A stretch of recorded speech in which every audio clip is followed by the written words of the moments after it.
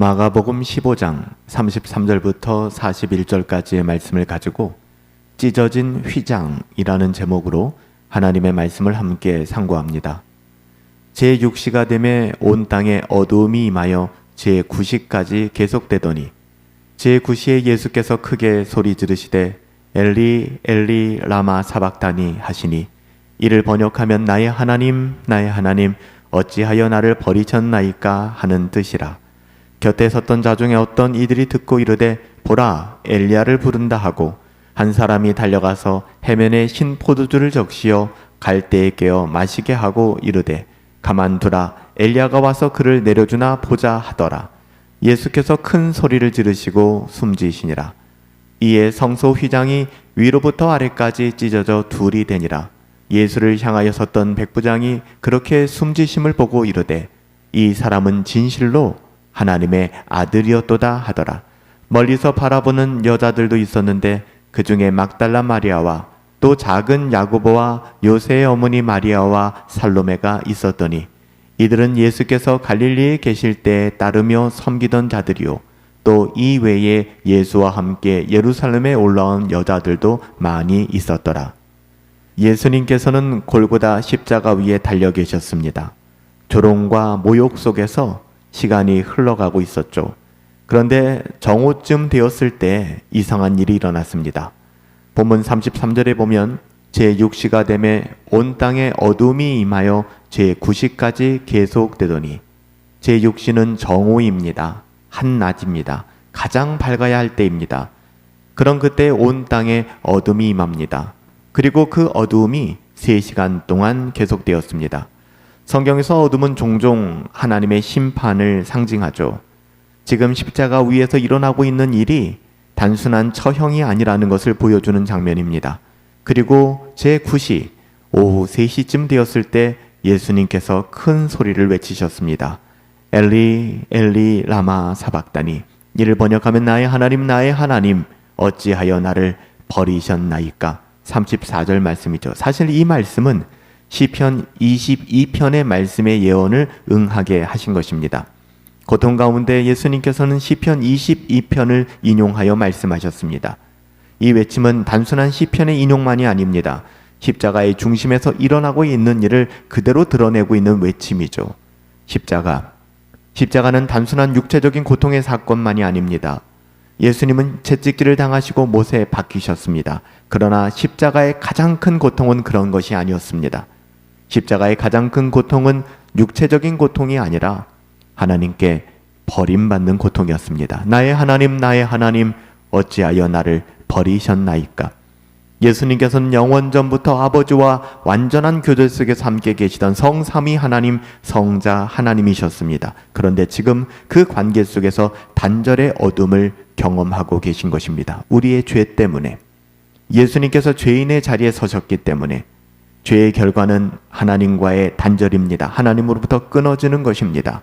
하나님과의 관계가 끊어지는 것, 이것이 죄의 대가입니다. 사망입니다. 예수님께서 바로 그 자리로 들어가고 계신 거예요. 십자가의 중심에는 바로 이런 버림당함의 경험이 있습니다. 그렇다면 예수님께서 왜 이렇게 버림당함을 경험하셔야만 했을까요? 그 이유는 온전히 우리 때문에, 죄의 결과는 하나님께 버림받는 것입니다. 하나님과의 관계가 끊어지는 거예요. 원래 그 자리에는 우리가 서 있어야 됩니다. 그게 우리의 자리입니다. 그런데 예수님께서는 그 자리를 바꾸어 예수님이 대신 그 자리에 서셨습니다. 우리가 받아야 할 버림받음을 예수님이 대신 받으신 거예요. 그래서 십자가는 대속의 사건입니다. 우리를 대신하여 십자가를 지시고 우리의 모든 죄의 대가를 담당하신 것입니다. 의로운 분이 죄인의 자리에 서신 거예요. 죄인이 받아야 될 심판을 대신 감당하신 것입니다. 예수님께서 버림받으심으로 우리가 하나님께 버림받지 않게 된 거예요. 그래서 십자가는 가장 어두운 자리이지만 동시에 가장 깊은 사랑이 드러나는 자리이기도 한 것입니다.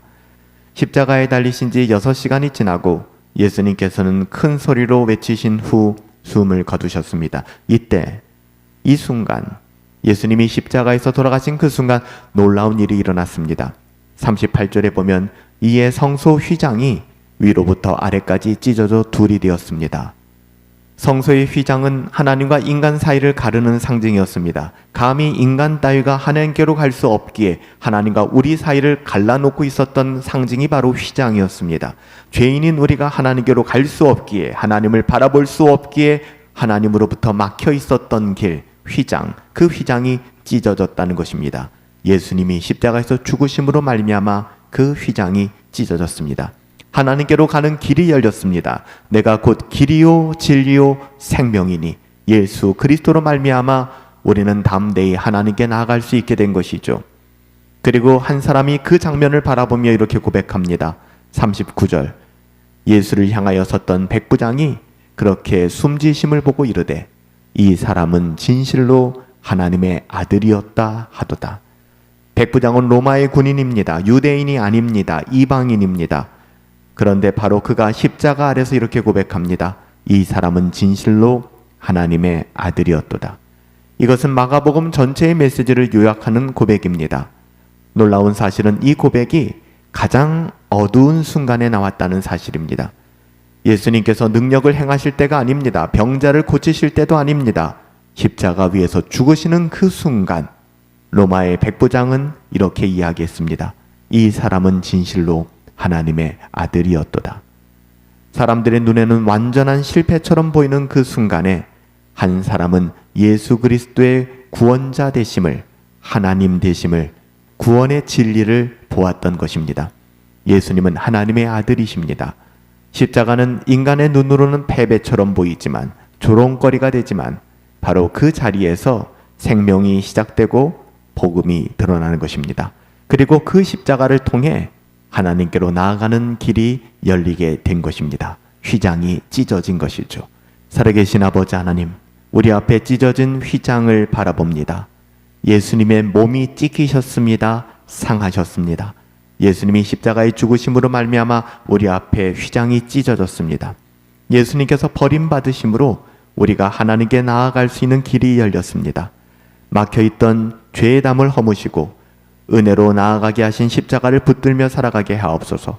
우리의 의로움이 아니라 주님의 대속의 은혜만을 의지하게 하시고 날마다 열린 길로 담대히 나갈 수 있기를 소원하옵고 존귀하신 예수님의 이름으로 기도하옵나이다. 아멘.